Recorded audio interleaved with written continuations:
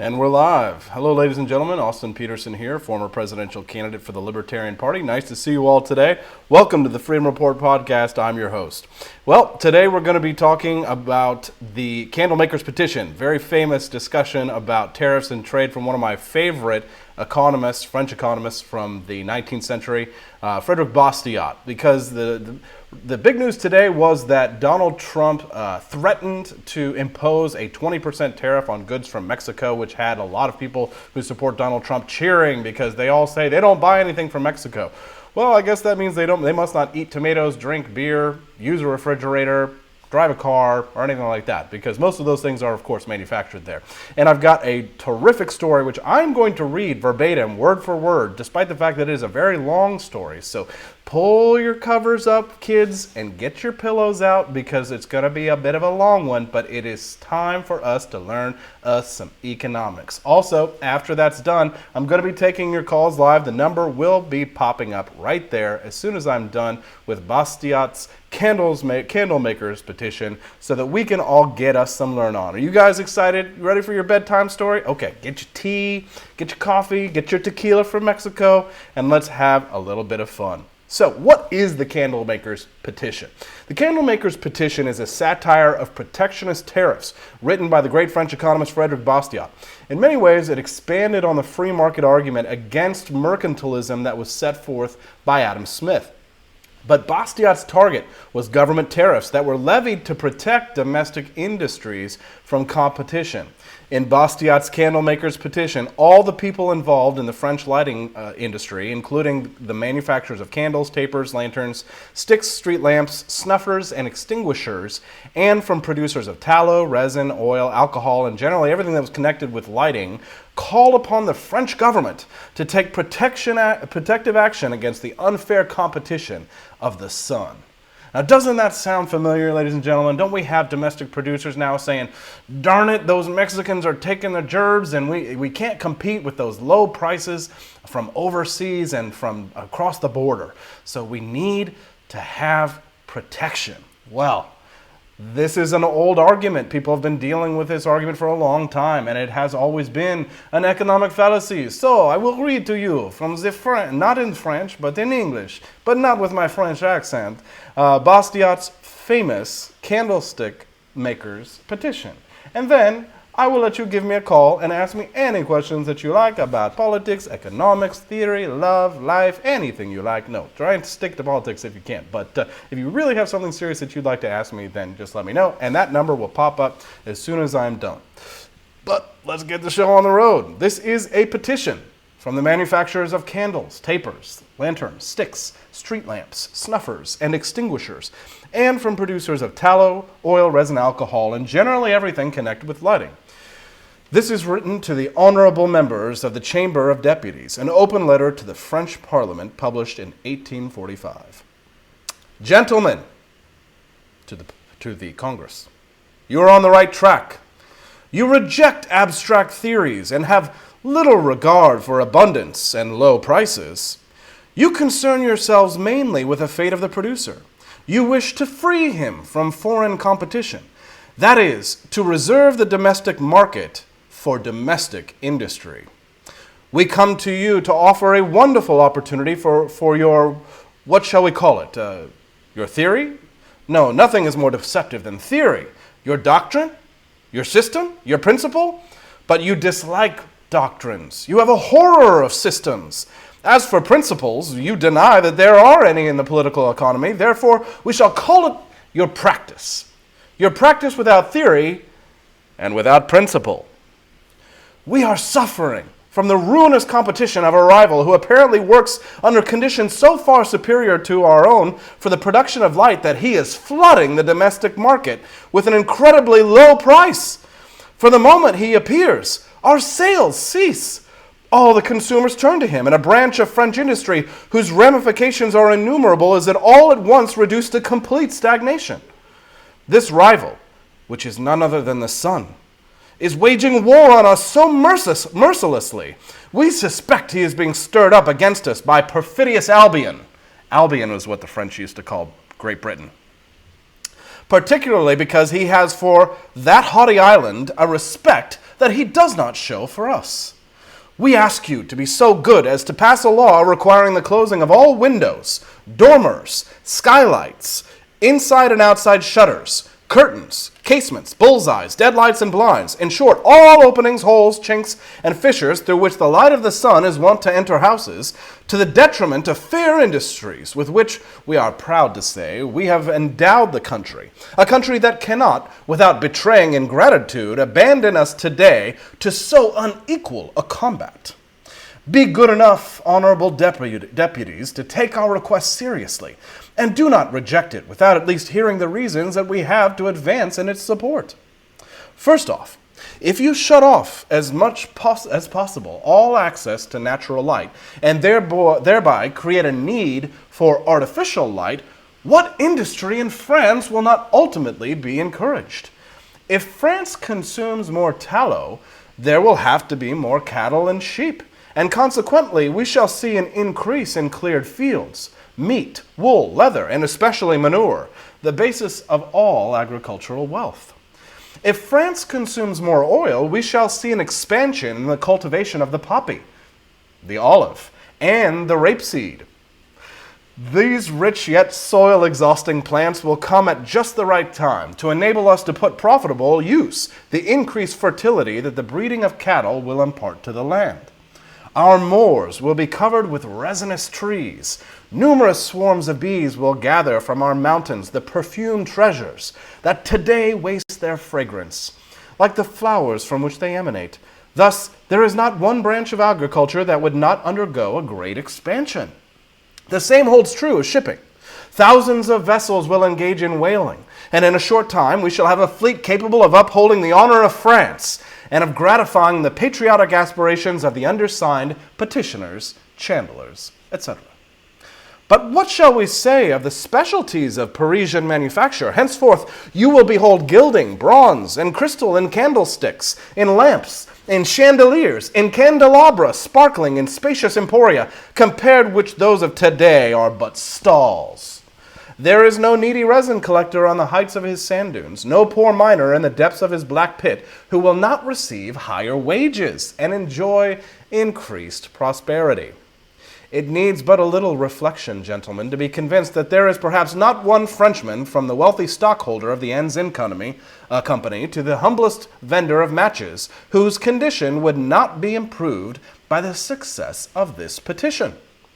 We anticipate your objections, gentlemen, but there is not a single one of them that you have not picked up from the musty old books of the advocates of free trade.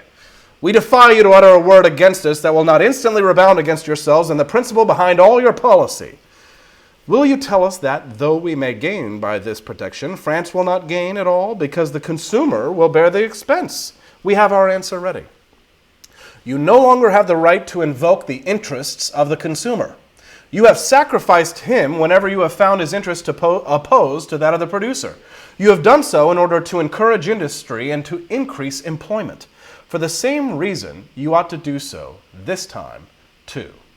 Indeed, you yourselves have anticipated this objection when told that the consumer has a stake in the free entry of iron, coal, sesame, wheat, and textiles. Yes, you reply, but the producer has a stake in their exclusion.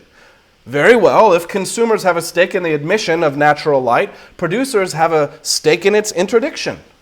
But you may still say, the producers and the consumer are the one and same person. If the manufacturer profits by protection, he will make the farmer prosperous. Contrariwise, if agriculture is prosperous, it will open markets for manufactured goods. Very well. If you grant us a monopoly over the production of lighting during the day, first of all, we shall buy large amounts of tallow, charcoal, oil, resin, wax, alcohol, silver, iron, bronze, and crystal to supply our industry. And moreover, we and our numerous suppliers, having become rich, will consume a great deal and spread prosperity into all areas of domestic industry. Will you say that the light of sun is a gratuitous gift of nature, and that to reject such gifts would be to reject wealth itself under the pretext of encouraging the means of acquiring it? But if you take this position, you strike a mortal blow at your own policy. Remember that up to now you have always excluded foreign goods because and in proportion as they approximate gratuitous gifts. You have only half as good a reason for complying with the demands of other monopolists as you have for granting our petition, which is in complete accord with your established policy, and to reject our demands precisely because they are better founded than anyone else's would be tantamount to accepting the equation plus x plus equals minus. In other words, it would be to heap absurdity on absurdity. Labor and nature collaborate in varying proportions, depending on the country and the climate, in the production of a commodity. The part that nature contributes is always free of charge. It is the part contributed by human labor that constitutes value and is paid for. If an orange from Lisbon sells for half the price of an orange from Paris, it is because the natural heat of the sun, which is of course free of charge, does for the former what the latter owes to artificial heating, which necessarily has to be paid for in the market. Then, when an orange reaches us from Portugal, one can say that it is given to us half free of charge, or in other words, at half price as compared with those from Paris. Now, it is precisely on the basis of its being semi-gratuitous that you maintain that it should be barred. You ask, how can French labor withstand the competition of foreign labor when the former has to do all the work, whereas the latter has to do only half, the sun taking care of the rest? But if the fact that a product is half free of charge leads you to exclude it from competition, how can its being totally free of charge induce you to admit it into competition? Either you are not consistent, or you should, after excluding what is half free of charge, as harmful as it is to our domestic industry, exclude what is totally gratuitous, with all the more reason and with twice the zeal. To take another example, when a product, coal, iron, wheat, or textiles comes to us from abroad, and when we can acquire it for less labor than if we produced it ourselves, the difference is a gratuitous gift that is conferred upon us. The size of the gift is proportionate to the extent of this difference. It is a quarter, a half, or 3/4 of the value of the product if a foreigner asks us of only 3/4, 1/2, or 1/4 a higher price. It is as complete as it can be done when the donor, like the sun, is providing us with the light, asks nothing from us. The question, and we pose it formally, is whether you desire for France is the benefit of consumption free of charge or the alleged advantages of onerous production. Make your choice, but be logical, for as long as you ban, as you do, foreign coal, iron, wheat, and textiles in proportion as their price approaches zero, how inconsistent it would be to admit the light of the sun, whose price is zero, all day long. So what are we saying here? This is Frederick Bastiat's famous argument that he makes, is that protectionism is a blessing to the entire community. And so what the legislators, what Donald Trump and his administration are trying to do is they're trying to protect us from low prices. Well, why do you think people like Bernie Sanders get so excited when they hear about Donald Trump's policies?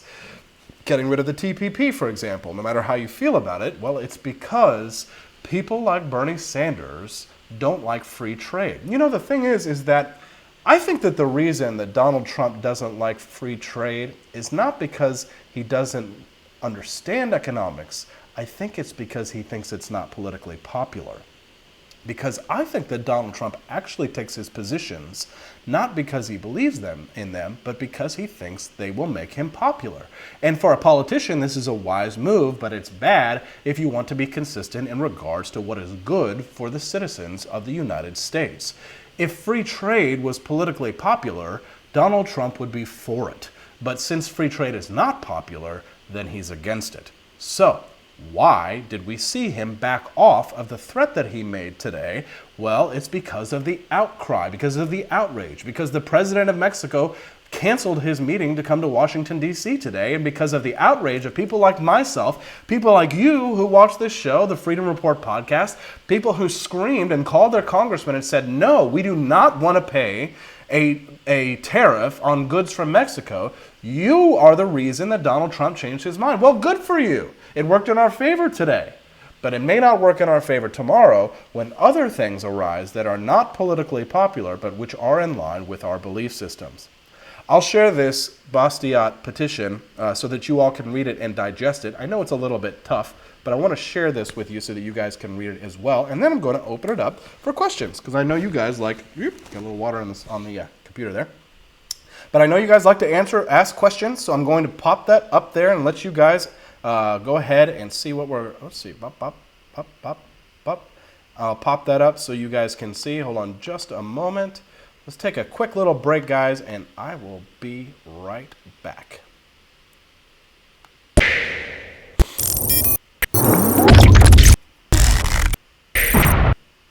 All right. There's the text. There you go, guys. That way you guys can call in. Go ahead and call in. This is a Google Voice number, so if you're rude, then you get blocked and you never get to call again, so don't do it. But go ahead and give us a call at that number right there, and I will take your calls to answer them I got another 15 minutes so that you guys can ask anything that you guys would like to do. Try and keep it topical if you can. If you have other questions, that's perfectly fine. And again, if you're rude, then you got to go. But give us a call, and I will answer your questions at that Google Voice number that you have right up there. That's 816-535-9103. 816-535-9103. And I will wait while the calls come in. And we usually get a lot of calls on these kinds of things. So I will be waiting patiently. I should have a little music here or something like that I should play for you guys. What do you think? Waiting for my calls. Ooh, somebody did ask me in the group, who is my favorite economist and why? While I'm waiting for these phone calls. My favorite economist is Friedrich Hayek, and the reason why is because he pioneered the concept that I think explains most of what libertarians believe in terms of economic thought, which is the concept of spontaneous order. So Friedrich Hayek is the guy that really inspires me the most out of all modern economists. He's an Austrian, and so that's who I look forward to. That's who I look up to in terms of my economic thinking. And if you haven't read Road to Serfdom, it's terrific. Also, Ludwig von Mises is one of my favorite economists as well. Wrote a terrific book that I always like to recommend to noobs called Planned Chaos, which sounds much like spontaneous order. It's the concept of how societies will spontaneously order themselves without a top-down authoritarian approach. It's the spontaneous order. It's the planned chaos. And Hayek extrapolated on this in the concept of that he pioneered in his economic theories. So the idea is that it's not that you have no plans, right? It's that we want more planners, that the individuals will plan. And just so you know, guys, if you want to call, I see that we, I've got Do Not Disturb enabled. No wonder, guys. Very sorry about that. Disable now. No wonder you guys weren't able to get through. My bad. There's only one person here producing this show. Phone calls are open now. They're ready for you to go ahead and call in. So do it, guys, and drop in your questions. Somebody asked about Robert Heinlein, one of my favorite science fiction authors. Terrific libertarian author. Favorite books by him. Starship Troopers. You apes want to live forever, and I'm doing my part, and the only good bug is a dead bug. If you've only seen the movie Starship Troopers, then you're really missing out. So make sure that you guys check out the book as well, okay? First call from New Mexico. Who am I speaking with? You're speaking to Flubberbelly. Flubberbelly, how you doing, sir?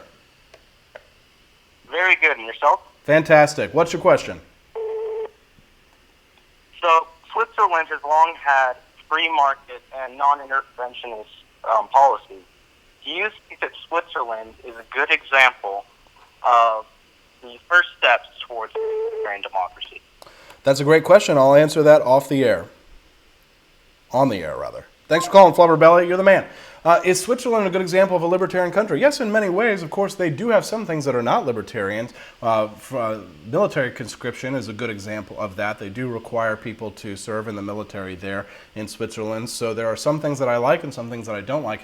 I think you get into a problem when you try and compare the United States to countries like Norway or Sweden or Switzerland, some of those states, simply because they do not have the population size. And the reason why central planning always fails is because when you have such large population sizes, like the Soviet Union, for example, or Venezuela, it becomes impossible for the tightly controlled central planning boards for them to control the government. So Switzerland might be a good example of some libertarian policies, but they do have some non-libertarian policies as well. Looks like I got a call from Ontario. Well, hello there, Canada. How you doing? How did you know? Hey, well, it gives me the caller ID. What's your name? That's right, it's Ben from Canada, Toronto. Hey, Ben. How can I help you? What's your question?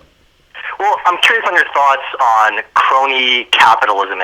So, not in the way that Bernie would typically say, but in the sense that it's not the free market, but you have like legislative bodies that protect certain industries. So, like even like professional lawyers, accountants. So, someone like a bookkeeper could do an accountant's work, but you have to go through years of training. So, what do you do to open the markets in that sense and make it more competitive?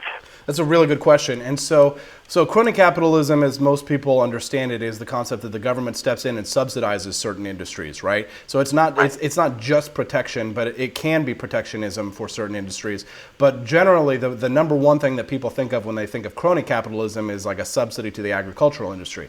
I mean, think about it. The United States Department of Agriculture, their main reason for existing is to hand out money to farmers. But in most cases, I mean, anybody who is a farmer, especially if you're from a small farm town, if you take any agricultural classes, they all know that about 70 to 80% of the money actually goes to the big corporate farmers, and so it does become about protecting the big corporations, and this is why big corporations tend to not like free market capitalism, right? So if you listen to Hillary Clinton and read her speeches from Goldman Sachs, she actually admitted in her speech to Goldman Sachs that they have to pretend in public like the market is rigged, so the burnouts, the Democrats and the socialists will vote for them, because they know that the marketplace, especially when it's functioning properly, is so competitive that it's dangerous to all of the big firms.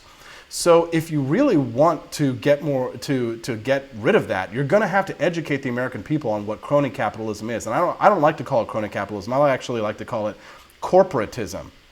Oh, yeah, it's the wrong term, but basically, Bernie almost demonizes capitalism, but free trade is what you want, open markets. You want that. You don't want to have the protectionism by legislation. Of course, and also you're going to see things like corporations pushing for higher taxes because they have to pay them. You know why? Because the people like myself, a small business, it's harder for me to pay taxes when I'm running a small business and I'm trying to hire employees and I have to, and I have all these regulations that I have to comply with, and so it's harder for me. So they know, the big corporations know it. They don't want to pay the higher taxes, but they're happy to do so if they know that means that they're going to be able to edge out their competition. And so this is why the big corporations aren't fans of capitalism. I mean, that's why Goldman Sachs has a revolving door with many of the people in government. They want the bailout when it comes, and they're going to call it stimulus when it's not really stimulus. It's really just the broken window fallacy. So the more we educate people about the ideas of Frederick Bastiat, like what I was talking about earlier, I was reading his Candlemakers Petition, the more we educate people about what real capitalism is versus corporatism. You have to understand, people ask about things like monopoly, but monopolies are formed because they get protection. They get protection from government. And of course, yeah. Right. And so the thing is that, people think that because Microsoft bundles Internet Explorer with their computers, that's a monopoly, and so they step in and they bust up Microsoft, even though they always had competition. They already had competition. Socialism is the philosophy of greed and envy, and so a lot of it comes down to they just don't like these big rich people, so they want to step in, they want to break them up, and that's where the problem comes in. But socialism, communism, it's worked so frequently before, maybe it'll work next time. Anyways, yeah. Did you have anything else? We have a lot more of that in Canada. There's a lot more of that with certain industries, especially I did marketing with like dairy farmers of Canada, for example, and it's all protectionism, right? Yeah. How's the healthcare system? I mean, listen, I had to wait 2.5 years for my first shoulder surgery, so I'm not too happy about that, 2.5 years for a shoulder surgery? Well, you should be glad it was free, comrade. In socialist Canada, healthcare is free. I got to run, Ben. Thanks for your call. Thanks so much. Call from Justin. Justin from Texas. How you doing, buddy? How are you? How are you? All right. What's your question? Yes, sir. So I was wondering what you thought about the 1871, and also what you thought about the interim government that was formed in 2010. 1871. What are you referring to specifically? I'm sorry. Well, the act that basically turned the United States government into a corporation. Yeah, I've actually read about that, and I'm not completely familiar with it. I honestly don't feel comfortable talking about it, not because I've read some of the theories on it, but I just honestly am not fully informed on it. But you know what? If you've got more information on it, will you do me a favor and drop it in the live stream for me so I can read more about it? And every Thursday every Thursday is my call-in show from now on. I do Monday, Wednesdays, Thursdays. So next week I will read your piece and I will answer your question next week if you can send me some info. Okay? All right, thank you very much, sir. And it's with you. I'll watch the show every time. I'm at work right now, and I decided to come on and go ahead and call you. Well, you're destroying the economy. Hey, buddy, get back to work. Thanks for calling. Have a good week. Yes, sir. Call from. Hello, this is Austin. Who am I speaking with? Hey, buddy, get back to work. Thanks for calling. Yeah. What's your question?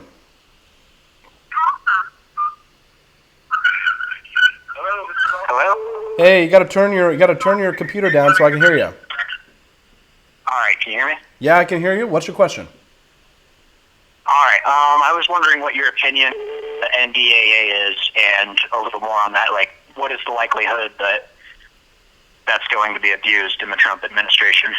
Right. So the NDAA, as it was originally intended, was it's National Defense Authorization Act. Is usually most legislation, the way it works is that it contains dozens and dozens and dozens of provisions, and then people will slip an amendment in here and there, and then nobody reads the bill, and then they just pass it anyway. Because if it contains defense and it's money spending on the military, then they all just do it because nobody wants to appear unpatriotic and not vote for a bill that contains the government. The problem with the original NDAA was that it contained an indefinite detention clause. And I believe that it actually got removed from the NDAA that was passed about 2 years ago. I'm actually not 100% on it. But the most important thing that we as libertarians have to oppose is the concept of indefinite detention. Individual rights are human rights are natural rights, and every single individual should have those human natural rights. And so no one should be detained indefinitely without being charged with a crime. And that's why I oppose the way that we are conducting our war on terror, and that's why I would be against that kind of a bill. If I were a senator, for example, I would move to filibuster until we remove those kinds of unconstitutional provisions. Anyways, thanks so much for calling. Yeah. Call from. Hello, ladies and who am I speaking with? Hello, this is Brandon. Hey, Brandon. Thanks for calling. Yeah, thank you. Yep. I was wondering how you feel about when I was in college. I studied. I got a political science degree, and I spent a lot of time studying comparative electoral system and their effect on seat allocation in legislatures. So I was wondering, why is this not a bigger issue among libertarians? You'd think this would be a top priority to replace single-member districts with more proportional representation. This could be big for libertarians, for Greens, and pretty much anyone who is consistently concerned with the unaccountable nature of our government. It kind of removes the waste your vote. I mean, it's a really good question, and it's one that does, I think, divide libertarians. The question of proportional representation. As our population has grown, we've capped the amount of congressmen and senators that we can actually have. And so the problem is, of course, is that I think it's like mo money, mo problems. It's like mo Congress, mo problems. And so the problem is that I think that it's the way that our system of government is set up that these representatives are unaccountable. It's not the amount of legislators that we have that's the problem. I think it's the way that our system of government has been broken that has made the number of people that we have unaccountable. I think if you have mo congressmen, you're going to have mo problems, because most of the time these congressmen, very few of are libertarians. Very few are true conservatives. Very few are even the full hardcore socialists that we see, like with Bernie Sanders. So I don't know that more proportional representation is going to necessarily provide the outcomes that we want. I would say if I could vote on it, I would probably vote against it, just because I think in some sense you're growing government in some ways. But I'm open to arguments on the other side. I do appreciate your call, though. It's a great topic. Yep. Call from Michael. Hey, Michael, this is Austin, and you're on air. What's your question?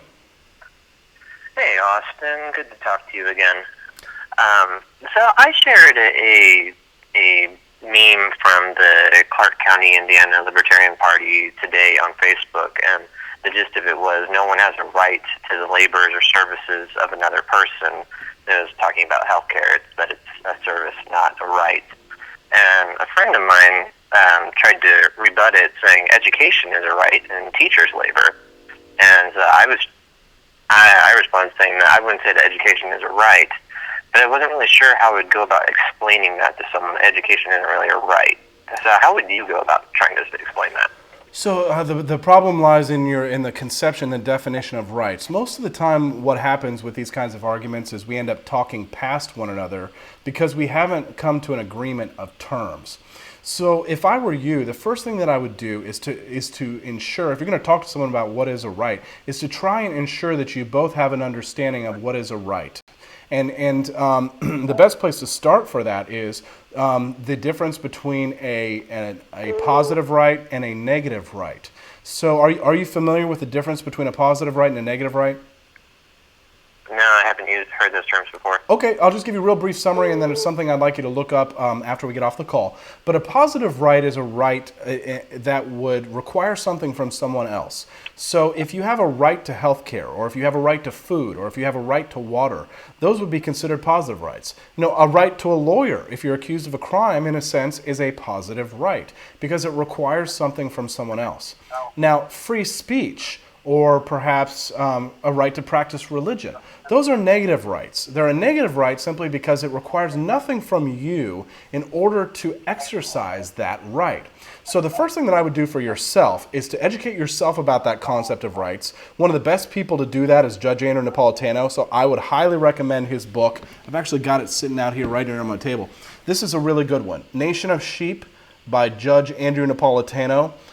In it, he talks about conceptions of rights, and anything by him generally tends to hew with my thought processes. Highly recommend those. So check out his definitions of the right difference of positive and negative rights.